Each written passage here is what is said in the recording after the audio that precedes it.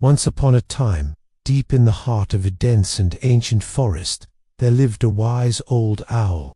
His feathers were the color of moonlight, and his eyes twinkled with ancient knowledge. He was known as the keeper of the forest secrets, as every animal in the forest came to him with their problems and worries. One day, a little field mouse scurried up to the owl's tree. She was in a panic.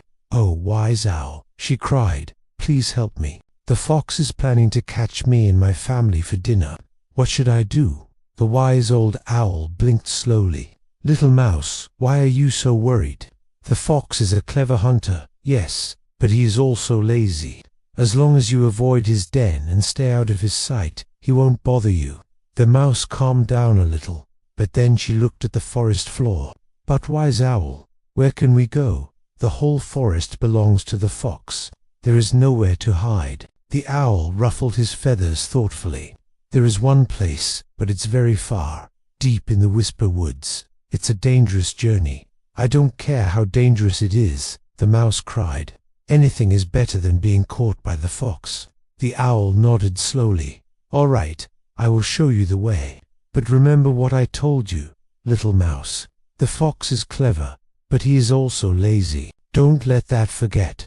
The mouse thanked the owl and hurried off, calling the other mice to gather their things and get ready to move. The journey was long and tiring, but the mice pressed on, following the owl's directions. Finally, after many hours of walking, they saw a tall oak tree with leaves like 1,000 whispers. This was the whisper woods. The owl led them to a small hole at the base of the tree. "Here is your new home, little mice," he said. "It's safe and hidden. The fox will never find you here." The mice thanked the owl, and one by one went into the hole, each carrying something precious with them, memories of their home, their families, and most importantly, their courage.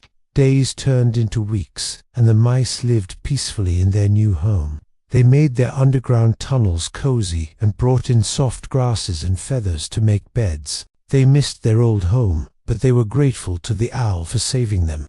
Meanwhile, back in the whispering woods, the fox was getting ready for winter. He had eaten all the berries and hunted all the rabbits he could find.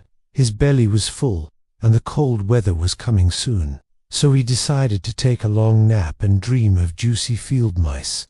As winter's icy breath swept through the forest, the mice huddled together in their underground rooms. They snuggled close to keep each other warm, sharing stories of their past home and plans for their future. One day, as the snow fell silently, one of the bravest young mice named Milo decided to venture out. He wanted to see how much snow had fallen and maybe gather some pine cones for a fun game. The other mice tried to stop him. "Don't go outside, Milo, it's too dangerous. The fox might find you," they squeaked. "Don't worry," Milo replied, puffing out his chest. "Remember what the wise old owl said, the fox is lazy. He won't come out in this weather. Besides, I'm just going for a quick peek, and I'll be right back." The older mice shook their heads, but Milo was already at the entrance. "Be careful," they whispered. Milo stepped out into the white silence. The forest was a wonderland of sparkling snowdrifts and silent trees. He scampered from one snowy mound to another, feeling the cold air sting his nose and ears. Suddenly, a dark shape loomed in front of him. Milo froze.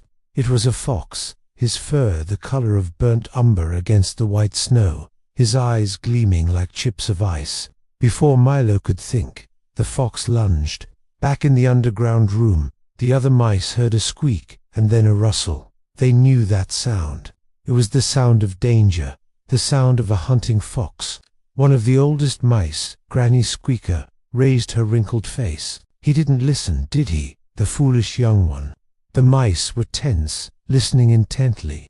Back in the forest, the fox held Milo tight in his jaws, but Milo wasn't giving up. He bit and scratched until the fox yelped and dropped him.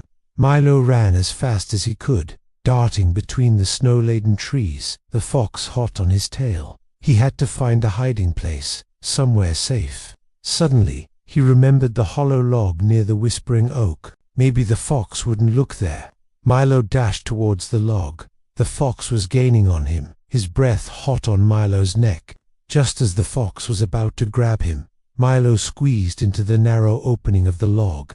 The fox, too big to fit inside, snarled and nipped at Milo's tail, but Milo was safe. As the fox ran away, frustrated and hungry, Milo came out of the log, shaking and scared, but he was okay.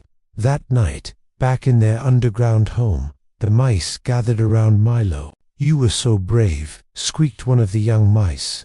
"But why didn't you stay in the log?" asked another. Milo hesitated. "I thought the fox would wait until I came out," he whispered, ashamed. The other mice gasped. "But why would you do that?" squeaked Granny Squeaker. "Why would you risk your life like that?" Milo hung his head. "I just wanted to see the snow falling again," he mumbled. The next morning, the mice decided to go out again, but this time they went as a group, led by Granny Squeaker. They walked carefully, staying in the shade of the trees and avoiding the open spaces. Suddenly, Granny Squeaker stopped. "Do you hear that?" she whispered. The mice listened. There was a faint sound in the distance, the rhythmic thump of a woodpecker. "We're not alone in this forest," said one of the young mice, his voice trembling. The mice huddled close, afraid to move. Then Granny Squeaker raised her head. "Don't be afraid," she squeaked. "Let's go to the owl. He will protect us." The mice hurried to the whispering woods and climbed up the oak tree. They knocked on the tree with their tiny claws until the owl appeared. "Wise owl, we need your help," squeaked Granny Squeaker. "There is a fox in the forest and he is hunting us." The owl blinked slowly, his eyes like chips of amber in the dim light. "I know," he said softly. "I've been watching him, but why didn't you come to me sooner?" "We were scared," whispered one of the young mice. "We thought you wouldn't be able to help us." The owl ruffled his feathers thoughtfully.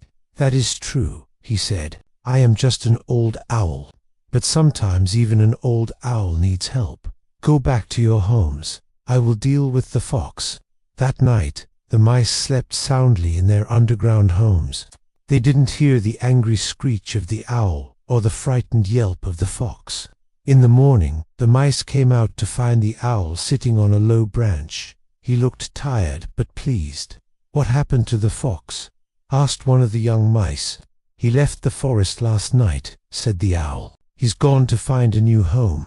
The mice cheered, happy that the danger had passed. From that day on, the mice and the owl became friends.